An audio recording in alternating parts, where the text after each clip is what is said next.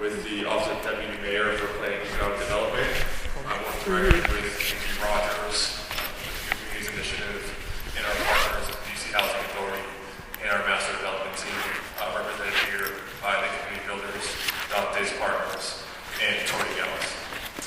And tonight, we want to present to you all the master plan effort. Before we start, I just want to acknowledge the work that you all have done collectively as a community thus far. I want to recognize the officials that are here tonight. I know Councilmember Nadeau is currently testifying at a community hearing. We have Tony and the staff here tonight who's going to represent the office. We have Commissioner Days from ANC 1A. And then we have Commissioners from ANC 1B. Is Commissioner Morton in the house? We do not. Also want to recognize the work of the Park Morton Steering Committee, several of those who serve on it are here in attendance tonight, as well as the Park Morton Resident Council. I see some Park Morton residents here tonight in the building. So I'm going to turn it over in a minute to Murphy Anton to give the presentation on the master plan update, and we're really excited to present this to you tonight. Most of you in this room have participated in multiple meetings with us here at this school through your own organizations, multiple meetings, workshops, forums to discuss and give input to this master plan update. So we hope that the plan tonight, we think it's reflective of and responsive to your feedback, and as well as accomplishes the goals and the principles of the New Communities Initiative. So I'm going to turn it over to Murphy Anton to provide the presentation. Thanks, Lee. Can everybody hear me? Yep. So again, I'm Murphy Antoine. I'm an architect and planner with Tori Gallus Urban, Tori Gallus and Partners. We've got several of our staff here tonight. You might have met at earlier meetings. We'll see in some of the breakout sessions. If you guys can just raise your hand or stand up and listen on this side. So, what are we here to do tonight? We've been at this together for about 3 months since the beginning of October. We've taken a lot of input in several different kind of forums, mostly in this room and in the gym. And what we'd like to talk about tonight in about 25 minutes, hopefully I can get through this, is what we've heard and how we've responded to what we've heard with some actual design frameworks and show you how that has evolved. That in about 25 minutes, and then break up into groups out in the hall. We wanted to see sort of how many people we have. I think we can do this in 3 groups out in the hall, where you can see a little bit more closely renderings and images of the plans that I'll present here, and ask questions and have conversation about that in smaller groups with folks from Tori Gallus, from DMPED, and DCHA. So we'll have 3 groups. We'll have 2 that are equal groups that are about just the overall plan at Park Morton and at Bruce Monroe, how they work together, how they connect. So 2 groups talking about the same thing, just divided up so that we can have it in smaller groups. We're going to have, and those will be at either end of the hall here on either side of the entry and exit doors. We're going to have a 3rd group that's just over the hall doors that's going to be talking about park space in particular and what folks would like to see in park space, both at Park Morton and Bruce Monroe. So there's an opportunity to focus in on that because we recognize that that is a big issue, and it's an issue that I would say has the most room to evolve. So there's a focused conversation on that, and then 2 other areas to talk about the general plan. So again, about half the time we have together on presentation, try to get through it in about 25 minutes, and then the other half of the time to have more in-depth conversation about the aspects of the presentation. So what have we been up to? We've been trying to work with the New Communities Initiative for Park Morton. So just as a reminder of what those principles are. We're taking Park Morton, which is 174 public housing units, and replacing it with 174 new public housing units spread throughout both sites. So that's what one-for-one replacement means. Every public housing unit that comes down is replaced with a new 21st century as part of the New Communities initiative. We'll jump to the 3rd one because these 2 in my mind go hand in hand. Mixed income housing. So 174 replaced public housing units don't just units become 174 new public housing units. They become 174 new public housing units as part of a mixed income neighborhood. So there's market rate housing that's part of this, and there's workforce housing at an income tier in between the public housing and the market rate that's part of that. That's where the mixed income comes from, and it means 174 is multiplied in order to make that mix. We're talking about more like 150 units, say. It's 147 because some of the Park Morton units were replaced in the Avenue. So it's roughly 150 to 170 times 3 is where the mix comes from. That's the program driver to get mixed income, to get the one-for-one replacement. The other key point is the opportunity for the current residents of Park Morton to return to the new revitalized neighborhood and to stay in that neighborhood. And then the fourth key is build first. And that means before anything is demolished at Park Morton, there is a place for current residents of Park Morton to move to. And that is a big part of where the Bruce Monroe conversation has come from, because it is a site that you can build first. You can accommodate people, give them homes before you tear down the home that they're in, which is, in my mind, a pretty fair thing to do, but really a core principle of new communities. We're also working not from scratch, but from previous efforts. The earlier corridor plan for George Avenue that the task force has been involved in for many years with the city, and the 2008 small area plan for Park Morton. So this is really an evolution going back quite a number of years actually, and not starting from scratch. What have we been up to in this more compressed current time frame, going back to October? We've had a number of meetings, workshops, resident council meeting going back to mid-October. We had another one with the resident council actually last week that I don't think's up there. We've had a number of steering committee meetings, kind of back-to-back meetings in October. And I think took November off because it was around Thanksgiving. There was a December one. Tonight was supposed to be the first 2016 steering committee meeting because of the weather sort of shifted.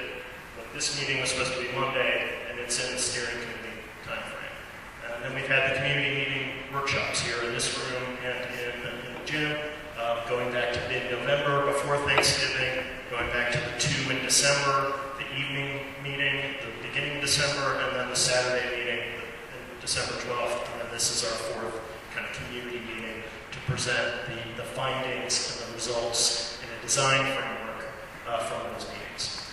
Just again, some shots. So meeting in small groups to get that input, taking those notes, having images and precedents to respond to was part of the format. This Saturday morning, December 12th meeting, where we had the model that our friends at OP helped put together that actually let all of us play different massing pieces to come up with schemes and ideas to meet those program parameters from new communities and start to make a place in your neighborhood. I think that was a great tool. And what did we hear? Well, what did we also come into that with is something to react to.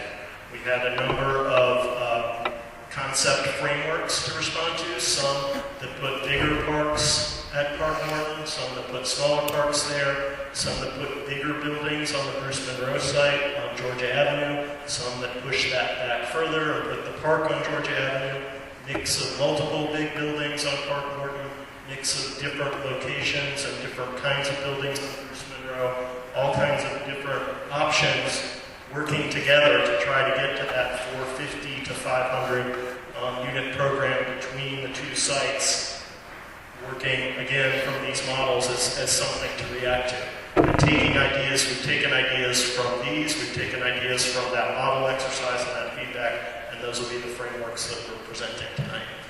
What did we hear in words and design ideas from those conversations at both Park Morton and Bruce Monroe? That connections to the larger neighborhood were important. I think this goes back even to the 2008 plan, particularly at Park Morton.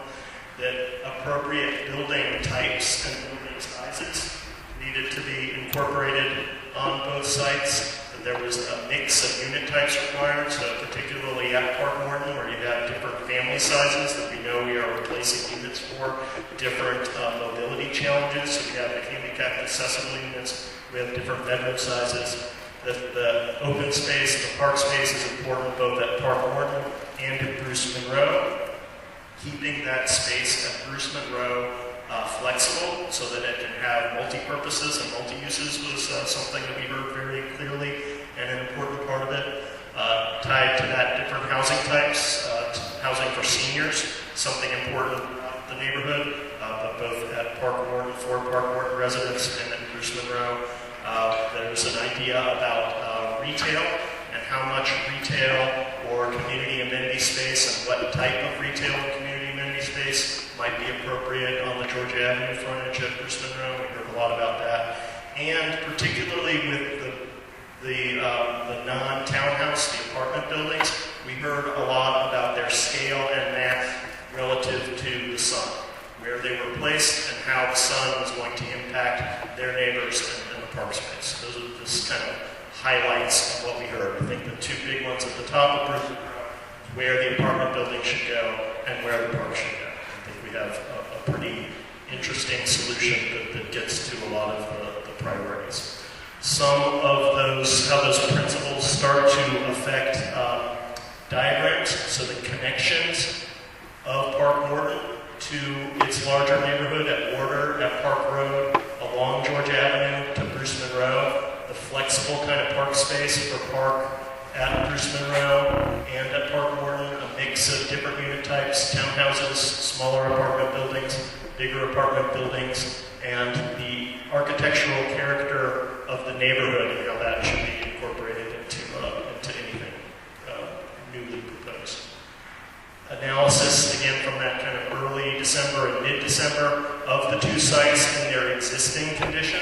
So this is the Bruce Monroe site, which if you look at where it faces the neighborhood, it's all along alleys. It doesn't have frontage on Georgia. It doesn't front to, well, it has frontage on Park, but it doesn't front to Lamont below. It's an alley there. It doesn't front to Warder. And it cul-de-sacs here as you come in on Morton Street. It dead ends and cul-de-sacs on Morton Street. So the lack of connections and the lack of frontage is a challenge to the Park Morton site as it exists today. There's also some grade, some steepness of hill, particularly as you go up to Warder along Park Road, and that is the main reason why Park Road actually bends around, so it can navigate that hill. That's something we need to take into consideration in the new plan. There are existing privately held townhouses sort of in the middle of the footprints of Park Morton that we need to work around, and that's a bit of a challenge that it's not an absolute clean slate. We also have very deep blocks on the south side of Morton Street, and that's why these apartment buildings in their current configuration can sit at a 90-degree angle to the street instead of having a front on the street. You see what that means for these private townhouses. They get pretty good, deep backyards, especially compared to other parts of the neighborhood. But that means that's a pretty deep block. And what kind of opportunity does that give us is part of the analysis? Well, following up on that point, that gives us a deep block that could perhaps accommodate a park. So there's a park, neighborhood scale park, that could be part of the Park Morton diagram, that is bounded on all sides by townhouse scale fabric to fit in with its townhouse scale fabric once you're off of Georgia and even into Warder and towards the Soldiers' home at that end of Parkview. The connections that Morton Street comes through and connects to Warder to give the neighborhood access and a face and frontage and breathability to Warder. That kind of connection east-west is very important. Is there also an opportunity for a north-south connection to further connect that neighborhood, particularly between Park Road and Morton Street? At the Bruce Monroe site, frontage on Georgia Avenue, that's sort of the prime frontage, and what program elements deserve the prime frontage. should be what's a big part of the consideration. There's also grade here, actually more considerable grade hill topography than at the Park Morton site. Steep grade on Irving Street, and particularly very steep grade as you come down Columbia. Everybody knows the kind of concrete wall where the school was. We also have a bit of an oddly shaped site, I would say here too, that it's not sort of a clean rectangle or clean square. We have this little leg at the west side, or southwest corner of the site to Columbia, and that I think gives some opportunity as well. What does that perhaps give an opportunity for? Well, here's kind of what we're talking about. That the building has been a big part of the conversation for Bruce Monroe, and the park has been a big part of the conversation for Bruce Monroe. How can we start to give those really equivalent weight in the scheme? And so as opposed to splitting the site kind of east-west with either park in front and building it back, or building it back and park in front, we chose to split it north-south. And this comes directly from comments we heard in the early December meeting, and we think that it's a great idea. It gives prime frontage to the park on Georgia Avenue, and it gives frontage to the building as well on Georgia Avenue. And you can even, in this diagram, start to see just the equivalent amount of space. Right? So really providing different housing types, but providing equivalent kind of park stature and building stature for the Bruce Monroe Center. Also making connections here.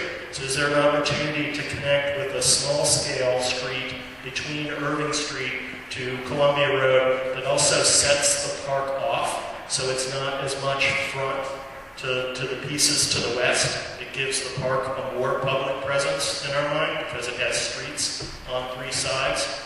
There's also an opportunity for perhaps some townhouse-scale pieces on the Bruce Monroe site. Another key feature that we heard in some of the feedback, and I think it cleans up the block between Irving, Sherman, and Columbia, and gives access to that block also off of the new street. Cleans up the alley framework to allow trash trucks and perhaps snow plows are on our mind this week into that dead-end alley framework as it exists today. So these are some of the diagrams.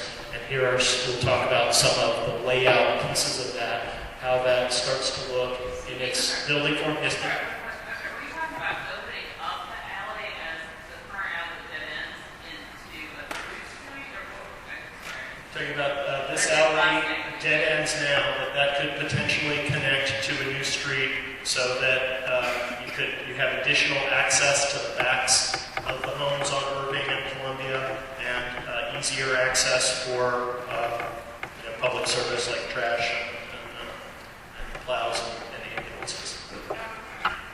That also makes for traffic, because you have people who don't want to go through the lights, and they're going to start cutting through the alley, which is going to cause a lot of... So we should talk about these in more detail, and I'll come back to that point when I get to Bruce Monroe. But I think the one-way framework of Irving and Columbia actually alleviates some of that, and that this street actually would improve the traffic flow. And I'll talk about that in a minute. I'm going to take one more question, but I really want to keep the conversation to open it up for everybody in the smaller groups back there. So yes, sir. Plus, some of these questions I'm going to answer as I get through the presentation. Where you have low, isn't that private property right there? No, sir, it's not. Good question. And that was a little bit what I was leading to here.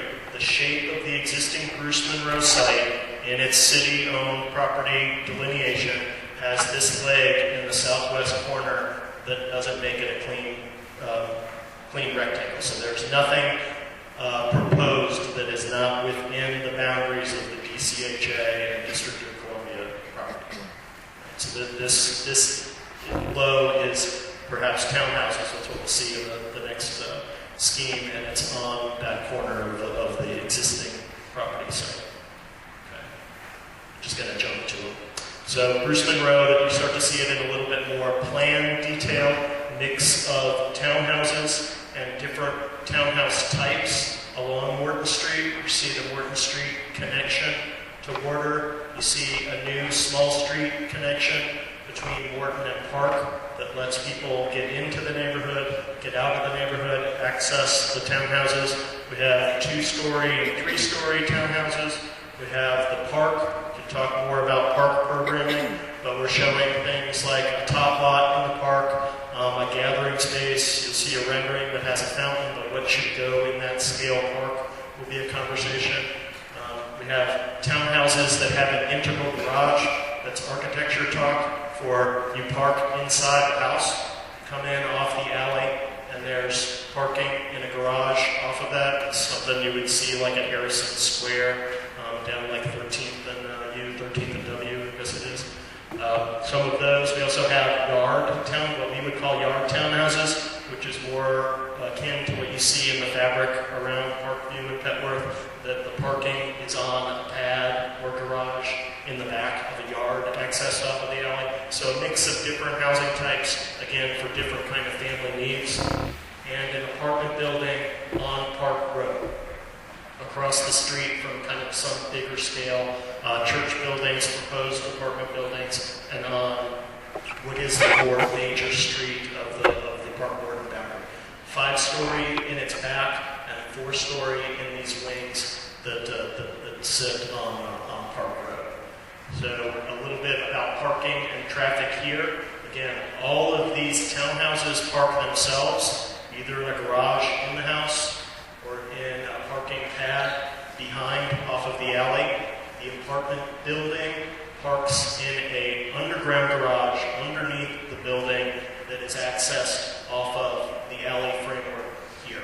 So the traffic comes off of Park Road or Morton Street and accesses its parking off of the alley, not backing up onto the main streets.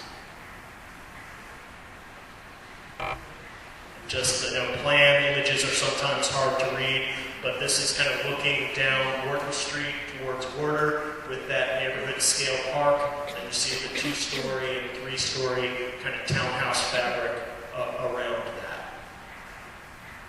And then if we look down Park Road at the apartment building, we're looking down towards Georgia. You see those 4-story wings, which is really what you perceive at street level when you're walking down the street, and then the 5-story mass behind that. So the height of those wings and the narrower width of those wings break up the scale of that building on Park Road.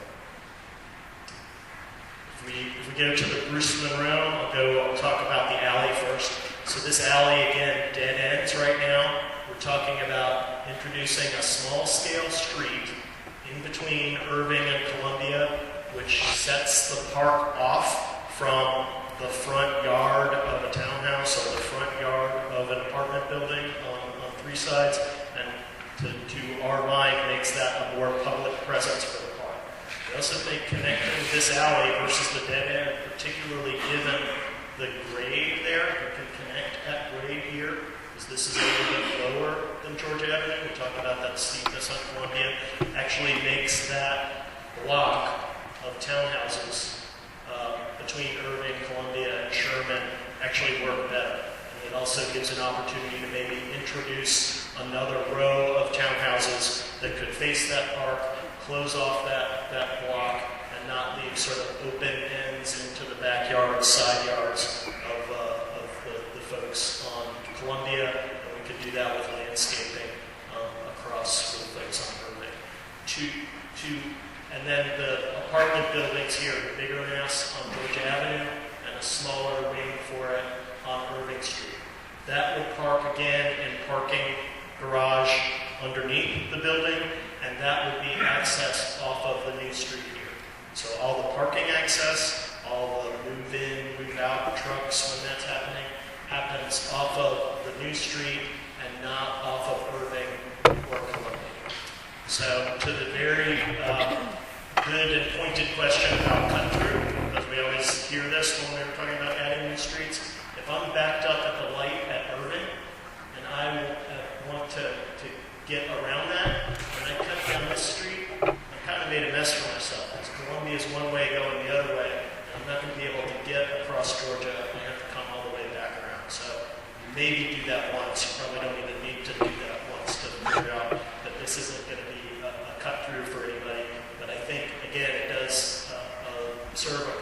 set the park off, and it serves, I think, a great purpose for getting any of the loading, any of the parking in and out from that building off of either Irving or we can talk and want to talk more in the smaller groups about programming the park space, but what we are showing here in a new configuration is a kind of less formal gathering space, more kind of open space, not programmed kind of court space at Georgia and Columbia.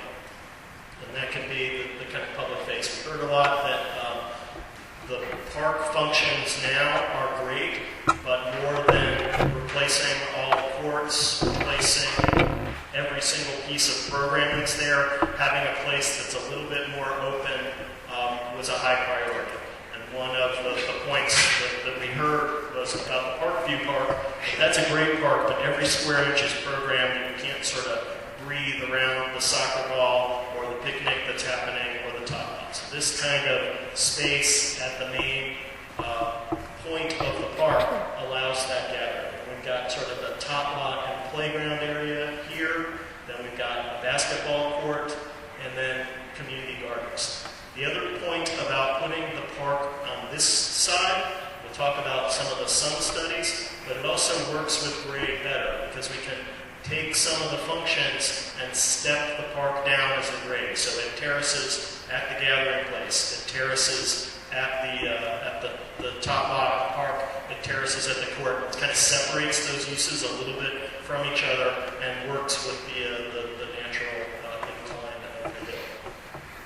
And what does that perhaps start to look like? Again, we're looking north on Georgia and west on Columbia with the corner park here. Going down Columbia, you can get a glimpse of the townhouses in the back.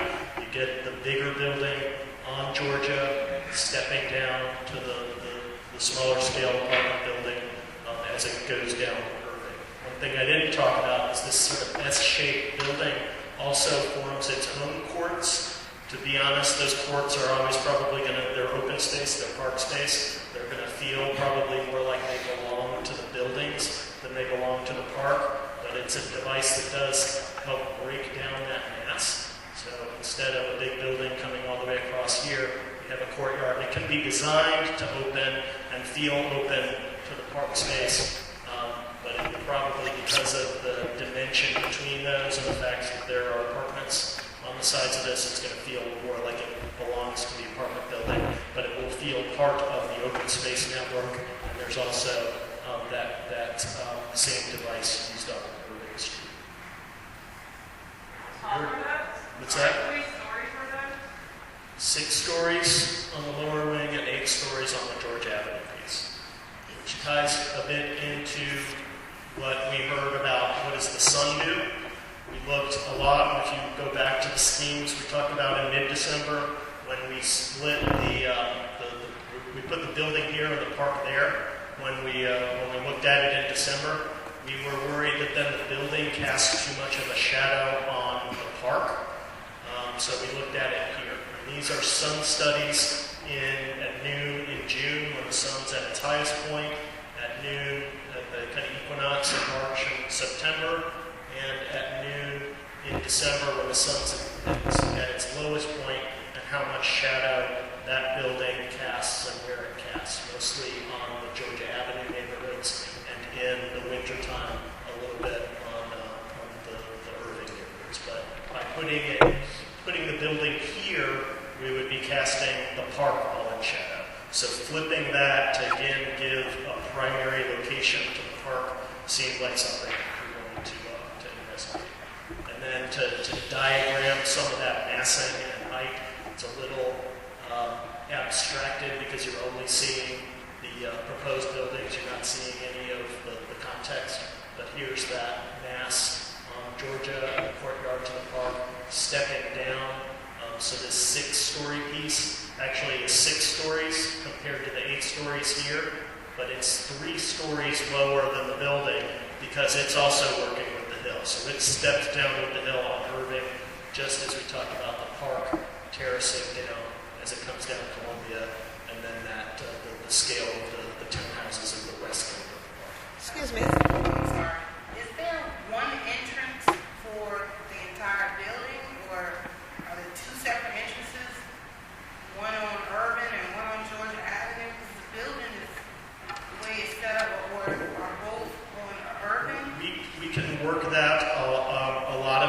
ways to the details, but there are several different thoughts, and I think it comes down to how much retail and amenity space there is on Georgia. If there's this much retail and amenity space on Georgia, some of the thoughts now are it could be an early childhood education center that opens out to the courtyard and takes advantage of the park. If that happens here, then the building could actually enter sort of at the corner with the lobby. If some of the retail maybe creeps up here, the building might enter in the center off of Irving Street, or even if the retail didn't creep up there, it could still enter off of Irving Street. One of the thoughts for the 6-story building is it's actually could be a senior housing component. And if it is that, then it probably has its own entry, and I would guess that that's off of Irving, or could even be at the end of the courtyard here. So it would not ever have one entry, but where the entry happens, either at the corner or at the center of the George Avenue bar or the center of the Irving bar, we can talk about that. That's not set. Some of that massing relative to the Park Morton, so you can see both together, and then the Park Morton site kind of looking the other way to the north and east a little bit. Again, the scale of the townhouses, some 2-story, some 3-story, scale of the park. You really get a sense for those connections and how the townhouses and new buildings actually frame those connections, both to order and then the scale of the apartment building. Can you just tell us how many units you're getting out of this? This looks like a lot more units than you're talking about combined. So, we talked about the one-for-one replacement, the mixed income. So this is about 475 units. Use rough numbers. Both sites? 479 units between both sites. About 275 here and about 200 up there. Like a lot more than that. 9-story building, 8-story building, and you're only going to get 200 units out of it? 275 down here. And which we've got like 6 or 8 I think you're townhouses. wishful thinking. Those numbers are going to be a lot higher than Wait, that. 275 is where? In the Park 275 on the Bruce Monroe site. 275? 8-story and 6-story building. And 200 on the Park Morton site, about 125 or so in this 4- and 5-story building, and then the balance in the And what are you considering to be your square footprint for the building on the park site? How many square Bruce feet? Monroe site. So we are thinking that apartment building is mostly 1-bedrooms and 2-bedrooms. And the rule of thumb for the gross square footage for those apartments, which is gross square footage, so it includes corridors and mechanical space, is about 950 square feet. If the program says 1-bedrooms should go up, then that number comes down and you could get more in there. If the program says we need more 2-bedrooms, and remember all of the Park Morton replacement, all the Park Morton today is 2-bedrooms, so there's a replacement Okay, pressure so for my 2-bedrooms. question that I'm asking, Yeah. and you're not answering, Okay. so I'll ask it one more time, Right. is what is the square footage of the footprint of the building you're putting on it, and how much, I'm not talking units, how Yeah. much square footage Okay. is a 9-story building going to have? Okay. Not putting any units in Okay. it, if it's an empty shell. And I don't know that number off the top of my head, but I'll tell you why I was saying it the way I was, and if anybody has a smartphone calculator, they can do it. 275 times 950 would be the gross square footage of this building, plus call it 5,000 or 10,000 square feet of retail. Now that number, you know, 275 might seem low to you here, but those are numbers we work with every day all over the country.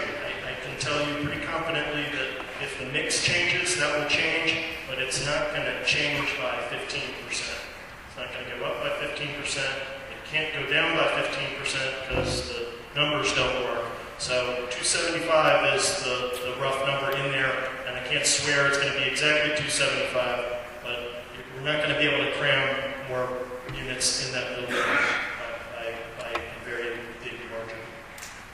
Yes, ma'am. How many people are you talking? 275 units on this thing. How many people are you talking? I don't know that number off the top of my head. I would say, and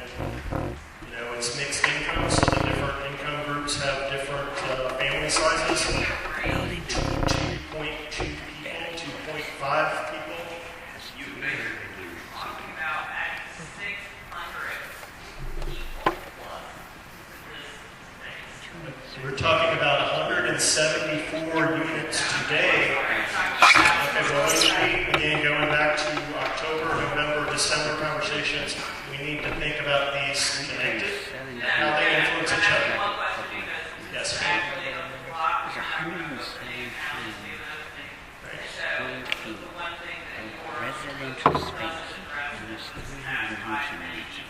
So how the hell does you think he's getting 275 units out of it? They're all going to be fucking micro units. There are 0 houses on Bruce Monroe today. He's up on going to have some serious... I thought that was a question. So yes, we are adding houses to the Bruce Monroe. That's huge money for that amount. So my question is, Really crazy. tell me this, so about how many people we have now currently in this block you're adding to, and how many people you're likely to add? Because 600 plus people is a lot of people for a half block. I'm just trying to understand how many you're talking And I don't know that answer. We're working in units. We're working in 1-bedroom unit counts, 2-bedroom unit counts, and there's probably a 2 to 3 person household range in there. And I do not know the exact count of people or houses on the block between Irving and Columbia. What I was trying to answer was that that number is probably going to stay the same or change in a way that we have no input on. So the net change is all about what we're doing on Bruce Monroe. And yes, we are adding on Bruce Monroe. I would say that the 275 here is,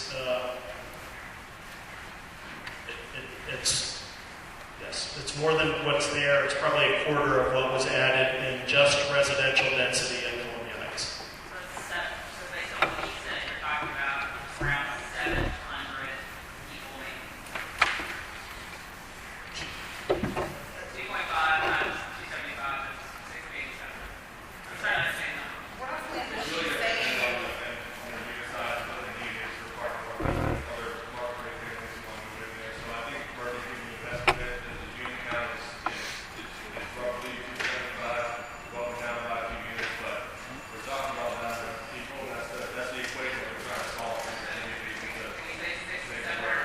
okay, the families that are currently living at Park Morton have two or bedrooms. more. No. Families Okay, that okay. have 2 or more children. They have 2 is the minimum. We have like 1 or 2 families there with 1 child. But the majority now have 2 to 3 children living in the unit.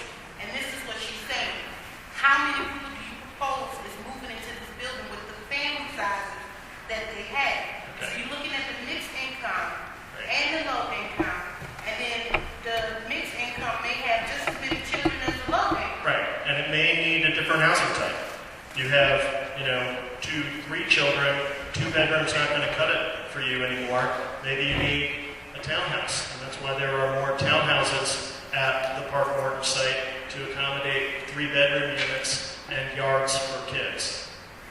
If there's a senior building, if this is a senior component at Bruce Monroe, that is likely all 1-bedrooms and all single seniors, right? So there are a lot of variables in this number. I'm sorry I don't know the number of people, but the number of units that we're shown here is 275 of 1 and 2 bedrooms for, call it 265, 270 units here, and then the townhouses are probably 3-bedroom units.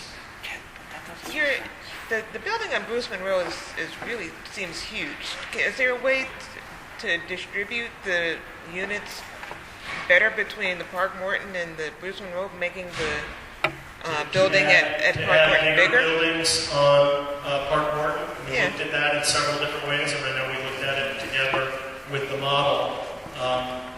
Going back to the analysis of no frontage on a major street for Park Morton told us that bigger buildings on Park Morton didn't make sense. As big as you would put on Georgia Avenue.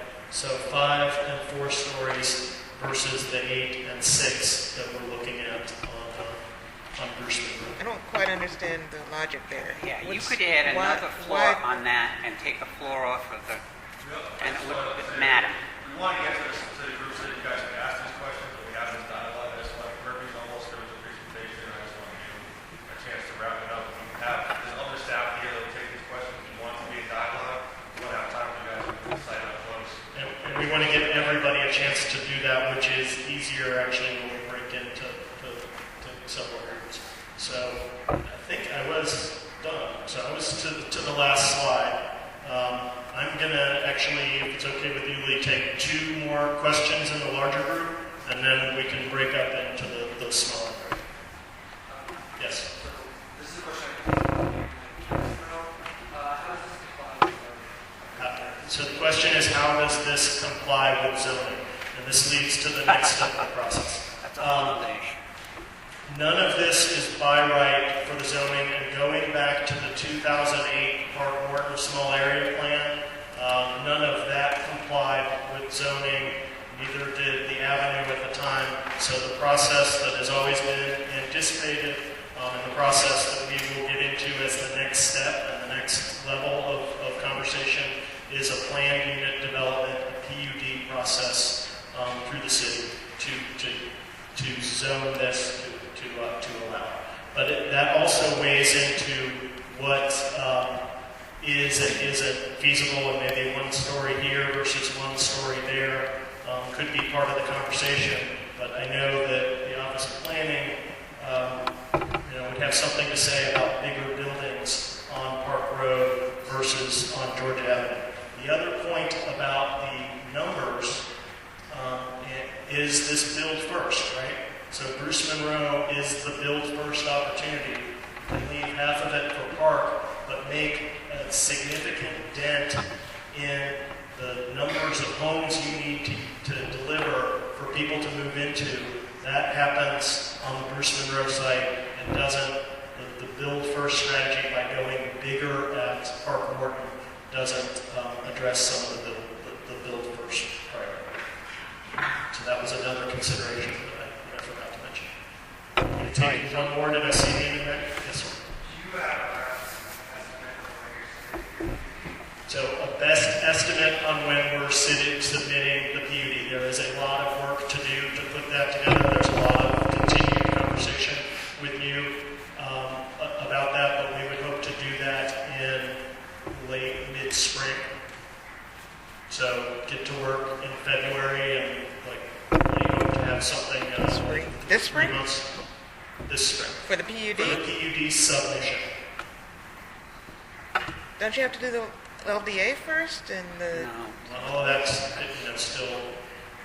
What are you planning on doing a PUD on? We would do this will be the last question, okay, just out of fairness, everyone. The PUD would, because they're separate sites, have to be separate sites, but the understanding is they would be simultaneously submitted, and the conversation, much as our conversation has been, is that they are linked in program and in vision and in priority, and so should be considered in that simultaneously. The actual mechanics of the PUD say this is a separate piece of property than this. They're not connected. They need to be legally separate PUD submissions, but they'll be packaged and presented and reviewed together. Does the Park Morton Master Plan update have to go through and be approved? We would go through the PUD. So, and again, I said that was the last question, and much of these questions are also not about the design issues. We're back to a lot of process questions. Again, happy to have that conversation, but folks from DMPED, folks from DCHA, folks from the development team are here to also talk about some of the process pieces. So we're going to break up now. Again, 3 stations out in the hallway. Talk about the schemes in that corner or that corner. Be talking, having the same conversation, but just in smaller groups to give more people an opportunity. And then park spaces programming on the other end as well. Okay? Thank you. I don't think we're going to get one.